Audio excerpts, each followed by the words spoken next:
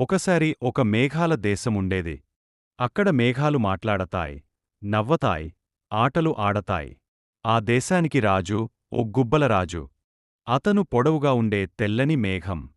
ప్రతిరోజూ పిల్లోలకోసం వాన కురిపించడం అతని ఇష్టం. ఒకరోజు మేఘాల దేశంలో ఓ చిన్న మేఘం చిట్టి గల్లంతైంది. గుబ్బలరాజు వెంటనే తన మేఘ సైన్యాన్ని పిలిచి, మన చిట్టిని వెతకండి.